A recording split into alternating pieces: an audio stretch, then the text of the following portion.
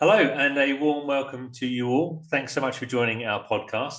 My name is Mark Morley, and this is the IT Business Partner Playbook, a new series where I'll be joined every week by business partners and business relationship managers from around the globe. I'll be inviting them to share their lessons that they've learned, the successes that they've enjoyed, in the hope that we can provide support and guidance to those who need it. We really want this to be an honest and candid conversation, so the podcasts are unrehearsed and unedited, so forgive us in advance.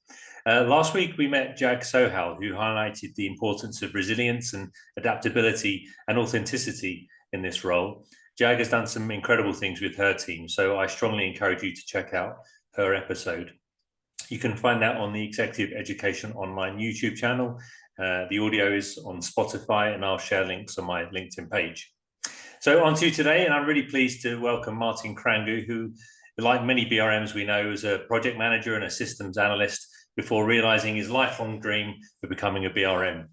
Martin brings a unique perspective to this podcast, having been an IT BRM for many years, but now he's working as an operations business partner. So Martin, can I ask you for a brief introduction, and then we'll shake the pot and see what spills out?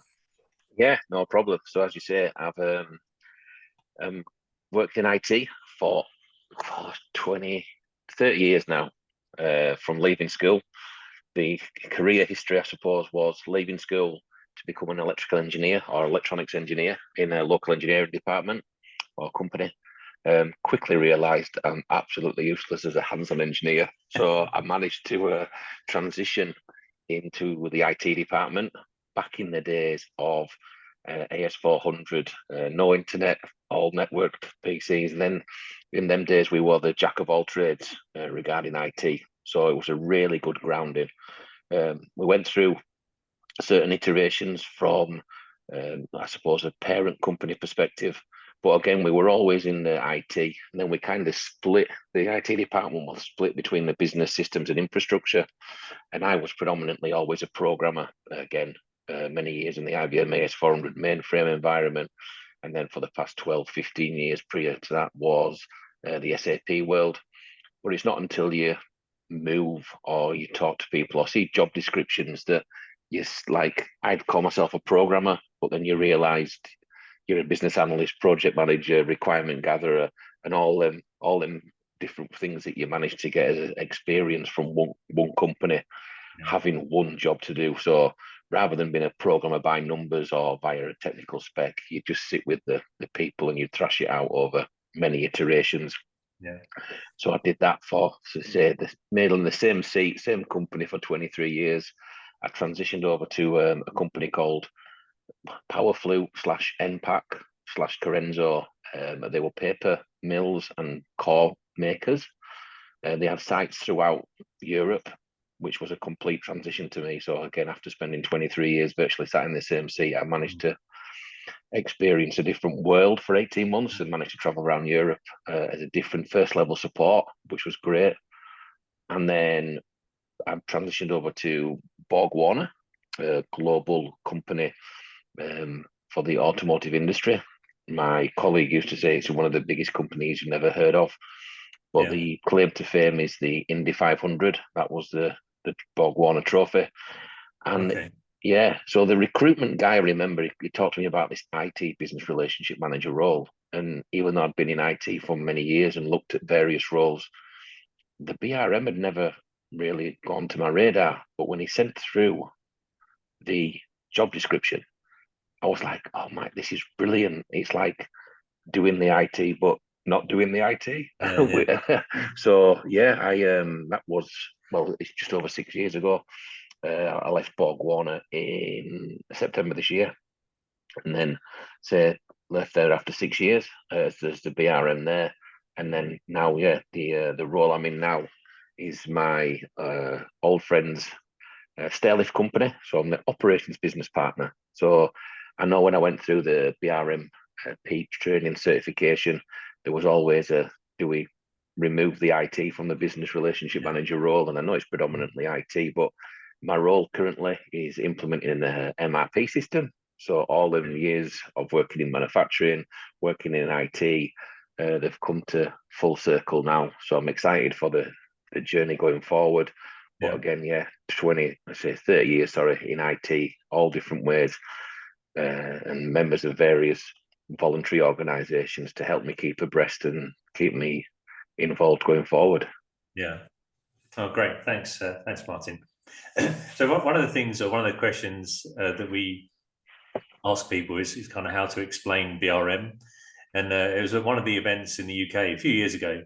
One of the guys said, like he has a friend who's a truck driver. So you ask him what he does. He says, "I'm a truck driver." You know exactly what he does. But if you're in IT support, it's also pretty easy to say what you do in IT support. But when you tell people you're a BRM, people often kind of struggle. It takes them a little while to kind of explain what it is. Have you found that? Definitely. I sometimes just used to shrug my shoulders, and depending how far the conversation was going, I'd just say IT manager. So if it was a short conversation like your occupation, like giving blood or whatever, or IT manager, because business relationship manager would never usually be found on the database of available occupations. But when people actually say, "What do you do?" and then you go through the plethora of different, your budgets, your projects, your strategies, training, everything like that, then it's such a wide overarching role that's always been, like I say, I always ask when I've talked in different forums in the BRM roles, and I know, like, being involved in the community virtually and in person, I always think, if I knew about the role earlier, would I have wanted to be a BRM earlier? And then some people say it was, but you had to do the skills you did before to become the BRM you were. Right. So, chicken and egg syndrome. But I would have. It's a role I'd highly recommend. Again, from a if you were previously techie, if you want to call it that, or previously not a managerial role or leadership role, the BRM role is really, really satisfying and really recommended to investigate as a role. I just think it's a really good role to do. But you find, because BRM, a lot of it is just interpersonal skills. I mean, you need the empathy, you need to be able to kind of listen and understand something that's not typically an IT role.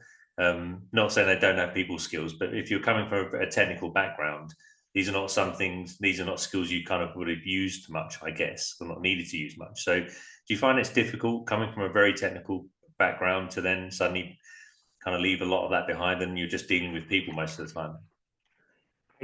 I'll be honest with you, I'd flip that on its head from my perspective, because the reason for saying that is, for context, the IT department that we worked in for 15 years, we had my boss, and then that changed further in the later years, but the office was like full of ex-apprentices. So we were engineering company around 400 strong. There were, say, 5 of us, 6 of us, depending on, in the office. And we genuinely used to say it's like being in the pub, but with no booze. Honestly, no bill, except on a Friday afternoon or a Christmas time. So as a department, we loved it, and because we were able to go to everyone in the company.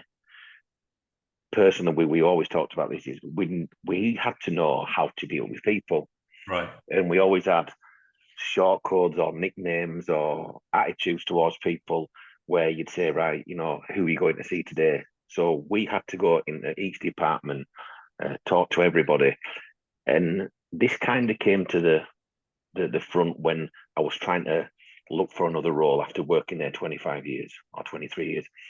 And some people were saying, "You've only ever worked in one company," and it kept like going against myself.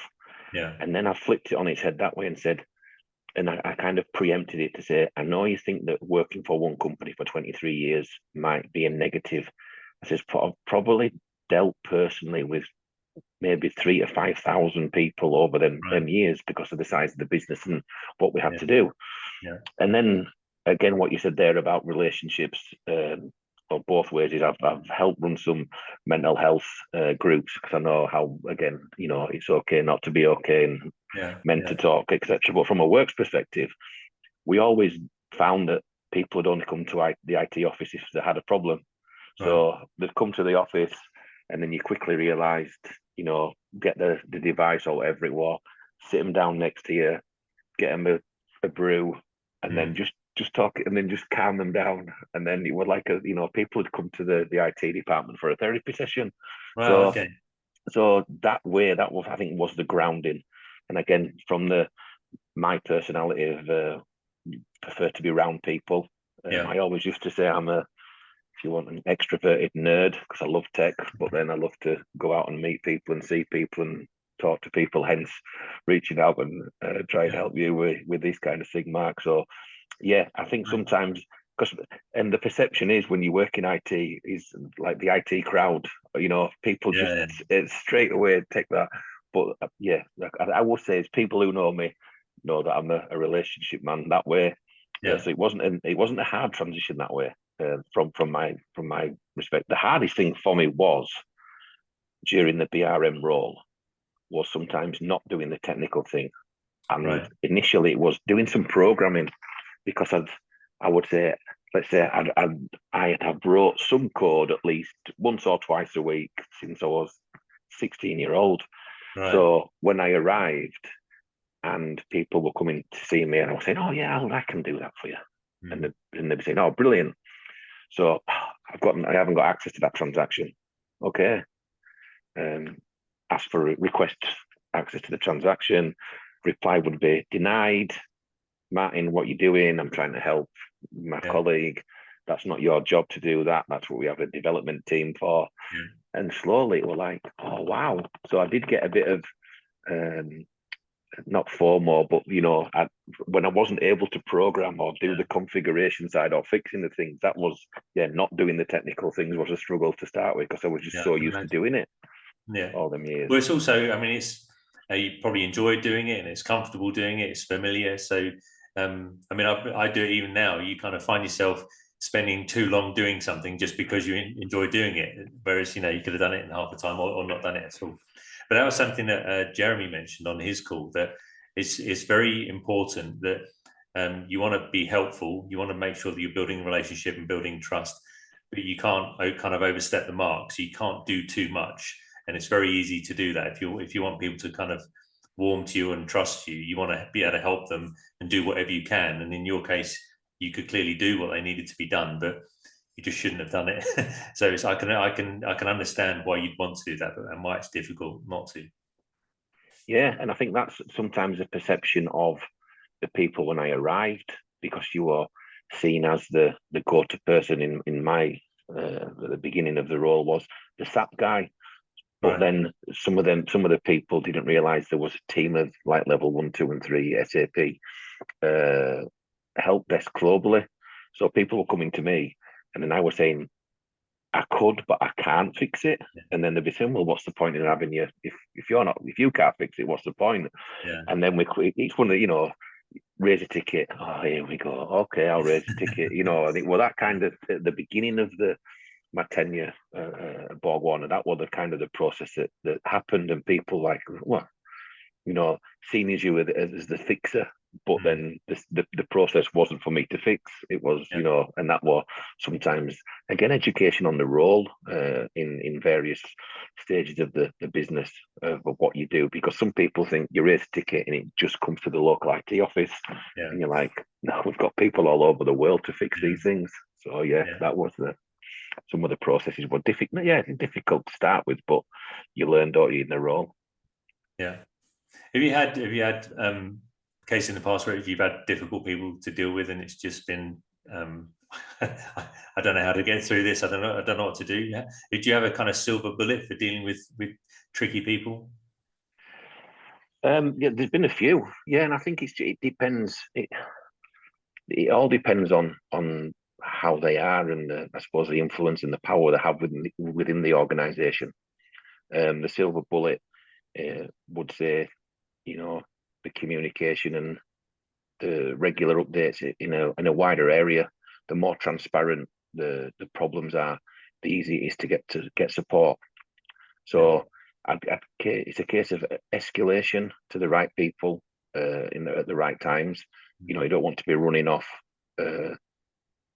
to chase people up. I think it's in what I've learned over the years and over the times is I think it's important at the beginning of a task slash project or initiative to set these boundaries of escalation and what to do if the program and project starts going awry or people are replying to emails or attending meetings. So that's agreed up front, because sometimes you can start initiatives and projects, and I've done that myself, is in a more laissez-faire attitude where you talk about in a meeting and people know what they've got to do, and you just have regular meetings and it goes well. And it's probably usually the last 20% of a project where to get it over the line was the most difficult, where you had to get the people testing, you had to get the resource to make the decision, are we going this way, are we going that way?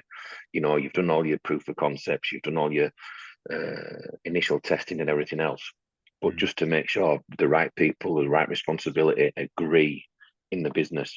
And then it's sometimes again is, right, these are the business's priorities, but we have to agree which one is the most important sequentially, because I can do whatever you want, you can do whichever way you want to go, but there's only a finite amount of time to do it. So that's the when people above you, if you like, different department heads have to agree sometimes at a leadership team level what is the priorities. My analogy is always a spinning plates. Sometimes it's easy, you've got people helping you, and then sometimes you're just like, just doing it. So the magic bullet, I'd say from experience, agree the escalation points right at the beginning of things, because we all want projects and programs to go well. We all expect the projects and programs to go well, but inevitably they don't. People change, priorities change, budgets change, depending on the length of it, and then that's when it can start getting tricky. So that's what I would say. Okay.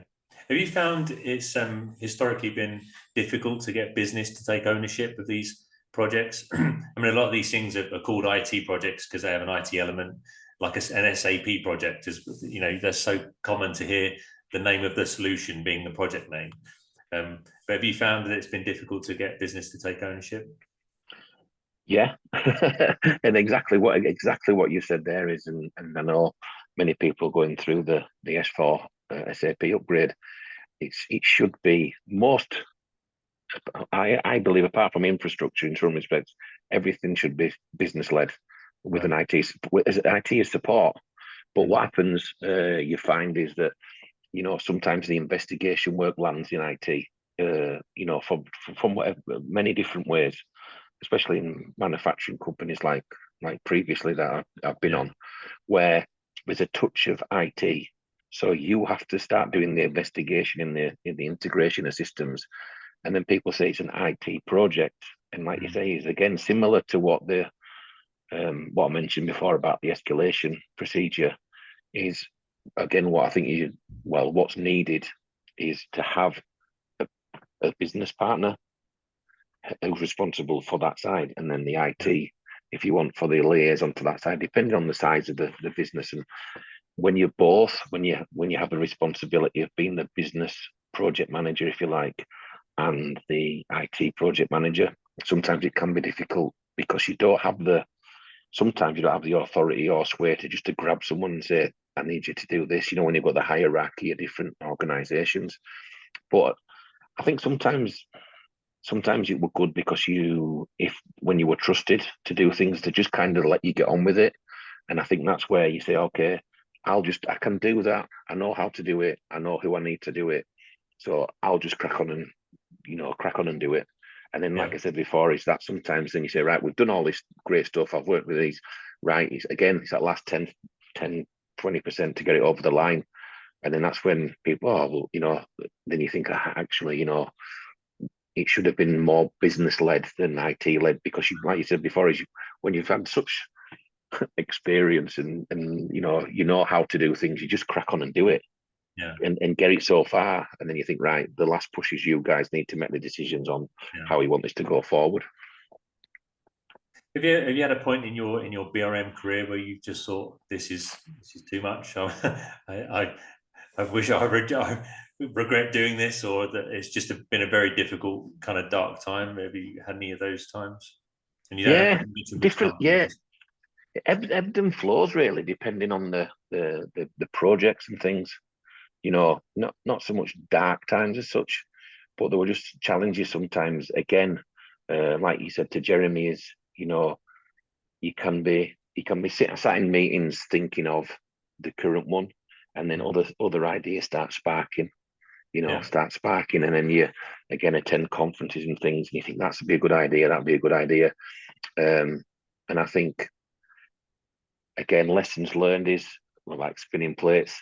Don't have too many plates. I've yeah, been guilty again, like Jeremy was saying, is just starting the plate spinning, thinking that'll be an easy to manage, that'll be yeah, easy to do, but not, because you've just got so many easy plates to spin, but there's just lots of them. yeah, So yeah, there's been challenges that way, but like, and sometimes you think, you never want to be not doing anything. You never want to be twiddling your thumbs. yeah, So, but then the consequence of that is that when there's an accumulation of projects and timelines and everything else at the same time, then again, it's managing the business to say, right, I need you to do this. I need decision from you. I need yeah, workflow from you. And then it escalates and people saying, well, which one do you? So yeah, it's just not doing too much, like, again, to reference what Jeremy's saying, yeah, small steps, eat the elephant, bite-sized chunks. yeah, And sometimes, again, what I've learned is, instead of having sometimes a list that you're showing everybody, just to keep one separate, to say, right, I'll right, just investigate that in the time I'm waiting for responses. yeah, I'll investigate that, but I'm not going to put it out there for public access so they can yeah. be scrutinized on things like that. So yeah, Okay. On the flip side, going back to what Jag was saying, that she's as a BRM, there's obviously certain things that people expect from you, but she considers a BRM to always be looking to go above and beyond, doing stuff outside of what people consider is the norm. And she'd been arranging these DEI meetings or trying to get people involved with different festivals and things like this. So it was outside of her scope, but it's something that people really appreciated. It really got people motivated, made people feel inclusive, and it's something she was very proud of. Are there moments in your career where you've done things and either you've done something yourself that you're incredibly proud of, or that you've helped someone that they were incredibly proud of? The moments that kind of stick out for you. yeah, I'd like to say there's a few in this area, because I'm like addicted to volunteering. I've Right. uh, Okay. I've done it. Yeah, I did a previous say a previous podcast for the UK and Ireland. So I've just finished now. So this, for example, this weekend down in Birmingham was my last event for the SAP UK and Ireland user group. I've been a Okay. volunteer there now 9 years Wow. for the supply chain community, and recently the sustainability community, and again helping with the BRM event down in Birmingham. Hmm. Again a few years ago. From there, um, always when I've been at companies, so chairman of the social club, chairman Right. of Okay. the CSR committee, Yeah. on the board. We didn't have a union at Borg Warner, but they have a communications council. So I represented the offices there. Okay. So it might sound like I'm a bit of I don't know what a political. Well, again, I'm a town councillor, so Right. I'm not Okay. political, but it might sound like I'm yeah, power to the people, but Yeah. more autonomously, or just helping them. I think that, I'll be honest with you, I think one of the things I'm, if you want, most proud of is sometimes doing the work. I tell you what, yeah, what is the quiz? So during lockdown, um, right at the beginning of lockdown, when we only thought it was going to be 2 weeks, I started doing a quiz with my colleagues at work, and I opened it up to the rest of the world, and we had about like 5 or 6 attendees, and it basically was, we stuck for 2 weeks, we finished work, and then we had a quiz like 5 till 6, 6 till 7, and then just kind of escalated, and then I ended up doing like one a week, and it was pub based, so it was if you the app's like you can see in a pub where it comes up and you've got like 10 seconds to answer it, and it's really quick to, and it all automatically, it wants pieces of paper and running around the house. Yeah. But I did over, I think during the pandemic, I did over 150 quizzes. Really? Wow. Yeah.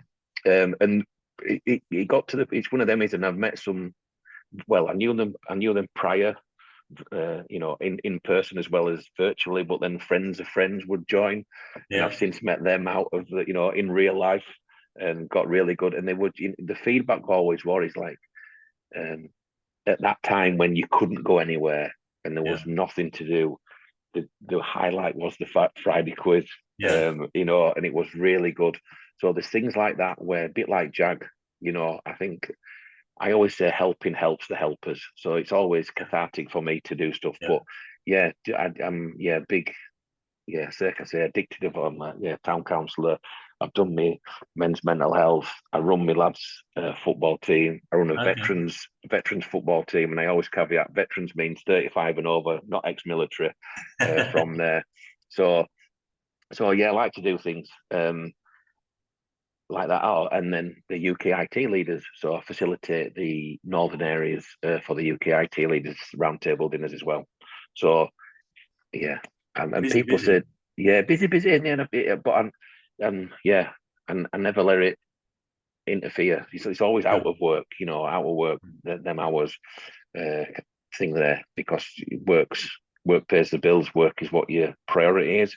Sure. But I'm not, again, like probably like what's aimed at work was the pros and cons. I'm not one for just sat down and doing nothing. So it's what can I, fulfill my time with, but it's short snippets. So some of the volunteering things and doing stuff, because I've done it for a long time, I would say I'm an efficient volunteer. So, I don't labour over many things. I can like do my stuff. Like say football training Tuesday, like an hour and a half, and then Sundays 2 hours, and that's kind of it. Then just things like that, bite-sized chunks of little things keeps me going. Yeah, and that's nice. I mean, it all helps you. Well, I say become a rounded person. You obviously already are, but these are all, it's like kind of fine tuning your people skills, and all these things that you're doing. I'm sure there are ways that you can bring that back into a business and benefit the people that you're working with and help build, nurture relationships internally. So I think this is all, as a person, it builds your character, and obviously whichever work you're at, they're going to benefit from that. So I think that's great. Is there any sage advice you've had along the years from management or people you've worked with that has stuck with you? You thought, wow, this has been a big help for me. Yeah, there's a few like nuggets. There were I suppose there were say, because we worked in the same environment for so long, and my boss, I don't even know if he'll watch this, because he's a gentleman called Tony Howarth, who was the IT manager at Landis where I worked, and he brought me in all them years ago. So it was just, he always had our interests. He always looked after us. He was a really, really good guy. And he was an apprentice, and the managers around him were apprentices, and you could see the dynamic. He was sometimes seen as a bit of a pushover, a bit of a nice guy at times, really knowledgeable. Oh my gosh, such an oracle on the systems. But it learned early on when he had our backs, even as far as that people were coming into his department, getting trained up, and then leaving for IT related wages, as opposed to a 21-year-old engineer in a company.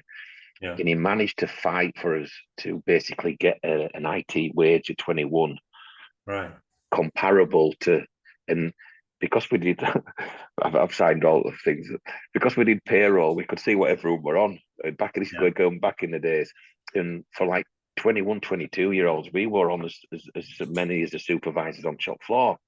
And it was all a bit surreal. I mean, we never told, we're all a bit surreal, but he kept saying, we're just losing these people. But there'd be time, I can remember one even now, where I'd signed up, I think I'd signed up for a white paper and done the thing right back in the day where they must have, they did it on purpose, where you didn't cancel it or didn't return it in a certain time. And I must have had to pay someone like £70, £80 for this white paper, and I can remember he was on the phone, and I could hear him saying that, verbal contract not worth the paper it's written on. Giving this guy at the other end of the phone a real grilling and a real telling down. And I was like, oh, thanks, Tony. And then he turned to me and he kind of says, don't ever do that again. So, I knew he'd had me back from that way. And I think that's one thing that's really important, that, and it sounds simple and it sounds right. And I think it's my analogy. I try football analogies. When the interviewer manager after the game, and he never slates his players, a bit like Alex Ferguson type thing, Right. never slates his players, but full well when he's going back into that dressing room that they're going to get a real, or peace of mind, or some home truth. So I think that's looking after your team or your teammates or your colleagues in that environment, not throwing people under the bus to make your life, what is it you don't make? Blowing out someone else's candle doesn't make yours burn brighter. That type of attitude. And then another manager, he came in, Paul Shaw, big shout out to Paul. He just kept manage expectations, and that's what I'll go back to when I said before about doing the, like in the project charters, setting the standard, setting the rules of engagement, if you like, in these type of things. So managing expectations that way. From there, don't, again, whatever it is, over deliver, under promise, which one's there, and just and I think one of the All Blacks' mantra as well is, and apologies, but don't be a dickhead, kind of thing. I think you knew where I was coming from with that. Just that, and I think that's the way. And I think, like you say, is again from this role, from a BRM role. When we talked and people, used to say about your character and how you are, and it's great working with you, and sometimes you say like the clue is in the title, the relationship. That's where it's about, fostering them relationships, knowing how people are, and then like you said, I think just managing and being empathy. I think empathy is the biggest one. I think from a BRM role, from that environment, and again, it's the length of time you get to work with people, how you determine what their feeling are, and what, again, the empathy you have with them, and being able to manage and recognize and build the empathy relationship, an emotional relationship with people in your organization, because some people are always grumpy, some people are always happy, some people are happy medium, some people can take their emotions and be angry with someone else, but they're not angry with other people. And it's just learning how to deal with a different range of people in organizations, like, so that's sage advice. Again, it's just and enjoy it as well. I think that's important. We always used to say, just because that person's quiet in the corner and doesn't have a laugh and doesn't mean that they're super productive. You can, because work, you can't work solidly for 8 hours a day or 10 hours a day. You've got to have, you see things, peaks and troughs, and have that way. So enjoy the work. That's what I'd say. Absolutely. Well, it's the camaraderie at work, isn't it? It's the coffee talks and the water cooler talks. They're all so important. I think that's why a lot of people struggled during COVID, because without that personal interaction, it's very difficult. Even on the phone, I mean, emailing and texting and WhatsApping is difficult. But even when you're speaking to people on the phone, it's just not the same as being in front of someone. Because when you're reading body language, you can really get a feel for how someone's actually feeling and what they're going through. So I think I think there's a lot. But I think as a BRM, COVID must have been particularly difficult, because when you're used to kind of spending so much time with people and then suddenly you can't, it's a challenge. We heard a lot from people about what they were trying to do just to maintain that connection, because having been with people every day, to suddenly sitting on a phone, or not even that, it was a real struggle for people. And that's why I think it was again at one of the online BRM community events. I remember talking about having tea for 3 at 3, and it's 3 people, 3 o'clock in the afternoon, cup of tea, or stronger if the time during COVID. Just a non-work chat, or if you need a work chat, because sometimes, like you said, when you're bouncing ideas around, Mm. or we always said it, that one of the hardest things from working from home was not necessarily always the interaction with other people, but when you hear other people talking about things and that sparks in you. So you sat there, typing away, and then you hear someone, you think, that's brilliant, sets a chain of thought off that you want to go with. Yeah. But no, exactly that. Yeah, I did.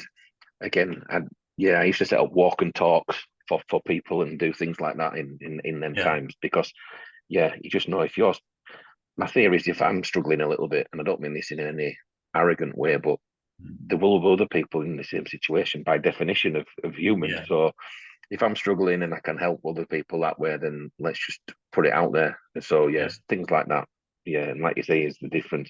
I think sometimes the tumbleweed moments during COVID, like for example, in our house, like between 7 and 8, the house would just be chaos while everyone were getting ready, brush your teeth, get your shoes on, get dressed. And that were just the wife to me, not the kids. Yeah. Remember your pants. Yeah. And then the door would shut to go for school. And then that'd be it then. And then that'd be 8 o'clock. And then you'd wait for the 9 o'clock call. And I think sometimes it was difficult, like you're saying, is to judge how people are, because it Mm. were a case of, you might feel a bit down and a bit, and then, oh, get ready for a meeting, and then Yeah. you're up for the meeting, and there's an audience, a bit of a chit chat, and sometimes you couldn't, and then the meeting had finished, and it was, I know, Yeah. and then you did you work from home, or did you home from work in them situations from there. But yeah, it were a strange time, but yeah, we got through it all right, I think. Yeah. God, I mean, it seemed for a while, it just went on forever, didn't it? But yeah, just going back to kind of people not being in different moods. I mean, there's some people I work with that they're just kind of perpetually happy. It doesn't matter what's going on. They're just, and you can't help but when you talk to them, when you're with them, you can't help but kind of your spirits are lifted. It's really nice. So if you're used to that and then suddenly it goes away, that's kind of makes it even worse. Yeah, and that's what I said before about helping helps the helpers. So it were always, again, cathartic for me to try and help people, because there'd be people who wanted, and when I say wanted help, well, yeah, I don't mean that in a really dark way, but I know. Yeah. people of a similar way. So you just knew, like, again, like you say, just seeing people, just I've been said that before, greet people with a smile, and that's how I am, and that's how sometimes it be, and just to try and lighten their mood as such, and just make it makes you feel better, doesn't it? With the Yeah. endorphins and everything else to Yeah. to do that way, and I think it just helps in discussions. Uh, People open up a little bit more when they're more comfortable, rather than being guarded, and Mm. there's no ulterior motive there. It's just let's enjoy the time together, and let's not be too hard on each other. Yeah. Just going back to we were talking about people that inspire you and bosses, and I mean, there are always people that stick out in your mind, and it's generally teachers and good bosses. They tend to have quite a profound impact on your life if you're fortunate enough to have had good ones. And I've had teachers and bosses that have really um, stuck out in my mind. And you try to adopt the way they do things and their approach to life, and it informs how you kind of then deal with other people. So have you found with those people that you've worked with that you try to kind of mirror how they've behaved and the things that they've done? Yeah, definitely, and even so much so as um, from my side, again, the football analogy is the football managers I had. If you want, I'm only saying local football, nothing, but I think it's all relative. We're not Premier League, but, and again, a bit like my work, I didn't have many football teams because I enjoyed the teammates and there, and again, just seeing how, when you're a youngster, just seeing how it works, the dynamics between the older guys and the younger Yeah. guys, and how they are there, and teachers and coaches, really good. And even so much so, I'm working it out. So his nickname, Paul Lettenfield, again, I don't think he'll want to see. They might send him the link and the timings through. But Sauer, who was his manager, I would have been 20. and I can't remember how many. I think he's 20 years older than me, 25. And we've just stuck. A load of us. We have a reunion every year. There's usually nice. 15, 20 of us turn up to this reunion. But yeah, I took Sour out to watch Paul Heaton on Friday up at Leeds Direct, because we stayed close. And again, we met up with some football colleagues there, and then again the managers during the time. And that were always my fear, that when I left Landis, where I'd worked for 25 years, it got to points. It took a while to go. I always thought I'd get a job straight away, but the roles at the time, and lived in West Yorkshire in between. Well, Keighley, born and bred, live near Skipton now. No, man, still in West Yorkshire, still the best county. Yeah, the roles were predominantly Manchester, Birmingham, London, Bristol at the time, going back a few years. But so just different managers, different roles, introducing them. And the recruiters used to say, "What type of company do you work for? What type of company?" And I ended up saying, "I'm not really bothered about what the product is." I says, "My problem is," and it's a bit Tim from The Office when he says, "I've got a 4 now and I could roll a 5 or a 6, but I could also roll a 1 or a 2." And then similar to the New Zealand analogy or the All Blacks analogy, I says, "I just don't want to be sat in an office with people I don't like." I says, "Because I'm going to be spending 8 hours a day with them." And I says, "I'll be honest with you, if you give me this role, it sounds great, and I enjoy the work, but the people that I don't like," I says, "I'll have to start looking for another job." So when I left Landis, I went to work for 18 months, again for NPAC, Powerflew, Carenzo, shout out to Paddy, John and Gav. And again, I saw Gavin at the Connect conference on Sunday. And they were just great guys to work with, really good. And Patrick Curley's over in Singapore now. He were completely different how he approached work, and it was a real big eye-opener. And somewhat completely different for me. It was brilliant just to work with him for that 18 months. He really flipped, because, and for context is, I'd worked for the same company. Plant manager were always God. Plant manager was whatever the plant manager said. That was what you did. Hierarchical way. Again, old school manufacturing. And when I worked with Paddy, we were the global IT. Then the other plants not worked for us, but we didn't have direct relationships with them. And when I first started, I had a couple of, I may have had an irate plant manager, and I was panicking. I was like, "Oh my, I should not. What's going to, And he just looked at me and he shrugged and said, "Is it that so and so from so and so so and so?" I went, yeah. And he went, "Just leave him. Just leave him for another week." He said, "What do you think? Is his product stopped?" I went, "No, not product stopped. It's just a system that they've got. They've got a workaround." He says, "Just leave him for a bit." And I was like, wow, saying no to a plant manager is something that's, kind of were a bit surreal at the time, going forward that way. And then just different people. What is it again? But then this goes into the BRM role at Borg Warner. Some great people there, really. And again, different. Then that spanned more Europe wise then. So German, Polish, and then we had BRMs in Hungary, Germany, Poland, Spain, and then all over the world. So you just got then culturally it's different, different countries, different people, different times. But again, by definition of them being in them roles, they were mostly just great people. BRMs are, if you want, I've yet to meet a grumpy BRM, because we're all that type of people. I think that's, we're collaborative, we're empathetic, we're people. We do it that way. So there's been some, again, it's one of them is, I don't know, the saying is, the more you practice, the luckier you get.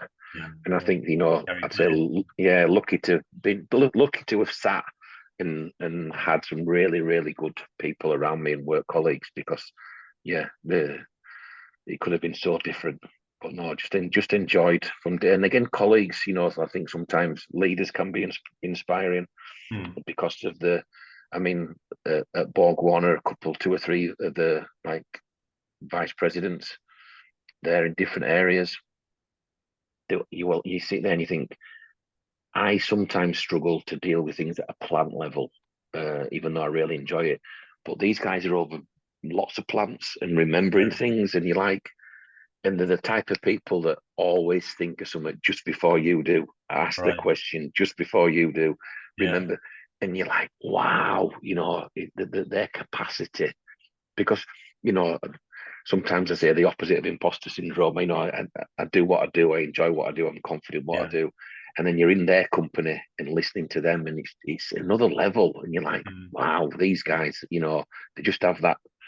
Yeah. No, I don't mean a little bit of something, because they probably have, big quantum leaps worth of it, but just that ability that they have to do things, and absorb the information, and just be nice with it, when you're having chats with them, and for the advice, and again, small steps, baby steps, get things done. Again, from my perspective, it was, sometimes finish something before you move on to something else. Like I said before about the spinning plates, you don't need to do too much. Just get that done. But then again, I say we're leaders, and some of the work colleagues, some of the people I've worked with have just been, again, lifelong friends. Cliched, but meet up regular, and then because you get to know them as humans, don't you? You know what they're going through, the families, the tribulations, the hardships they might have had, and what they do. And when you can work with someone for that long and they open up and talk, I don't mean in a therapy session, but you just when they're comfortable in that environment, that you just end up being just connecting and have really good mates. I think that's just really important in a work. Because you're with them, like I said, you're with them more than your family sometimes. So you want to enjoy each other's company, don't you? Yeah.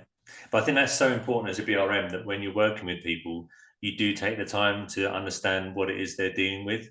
Because there aren't many people out there that are just mean, they just want to make people's days bad and want to give you a hard time. So if people aren't responding, or people are, presenting you with a challenge, there's probably a reason for that.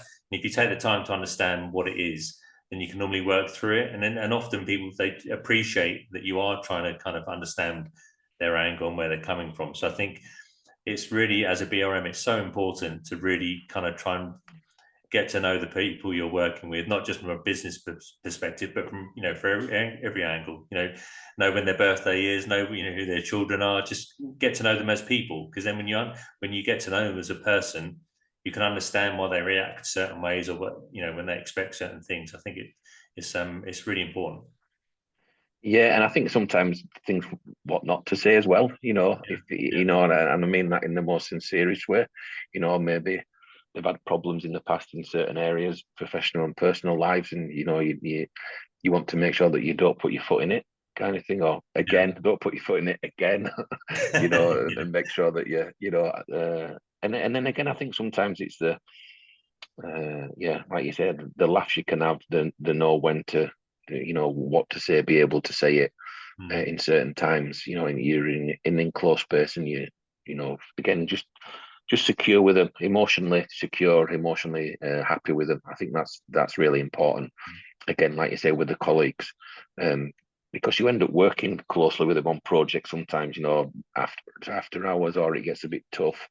You sat at a screen together for a long time, and you got to do, work together. And if you're happy with each other, and you get along, then it just makes the whole process so much easier. Yeah. Have you? I mean, one of the reasons I really was keen to take on this podcast, I haven't spoken to Jeremy, is because I love the idea of being able to share with people, so that people have got challenges, got things they're facing. I'm hoping that this can become a resource for them, so they can see what other people have gone through. But have you ever looked at kind of mentoring programs, or has it have any existed within your companies where you can kind of just impart this wisdom to share with people? Because it's having been through it yourself, got a lot of experience to share. It's great to think that there's some kind of format that you can do that. No, from a previous, the only mentoring I have tried to do was, it might have been someone from BRM that put me in touch with the Tech Up mentoring for the women up at, and I've got the university wrong. I think is it Durham or Newcastle? I know it's Northeast. And just helping that way it was like women in tech. And I'll be honest with you, sometimes I've tried to do it and we only had 2 or 3 calls and I was like, what to do. Yeah. Again, I'd gladly do mentoring. Regarding specifically mentoring, I think not having mentoring sessions as such, Yeah. but my attitude were always to try and learn from like my leaders and my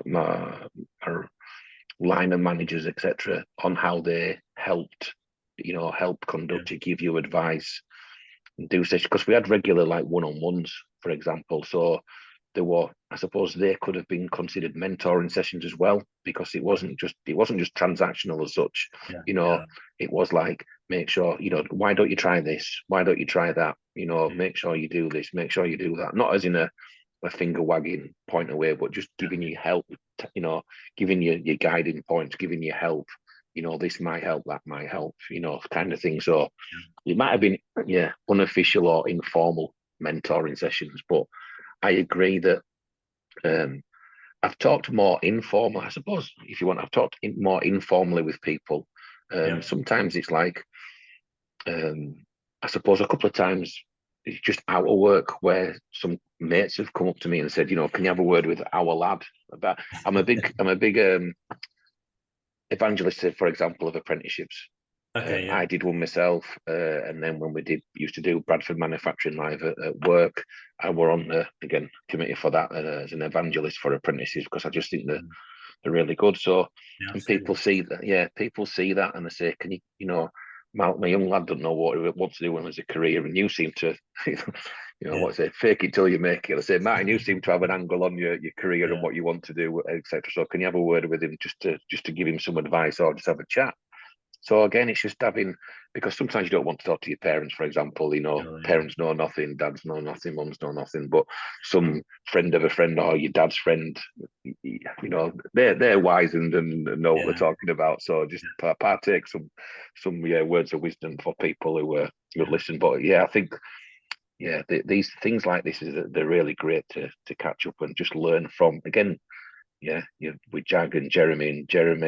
I see them as, if you want, titans of the BRM world. So listening to them, it's really good.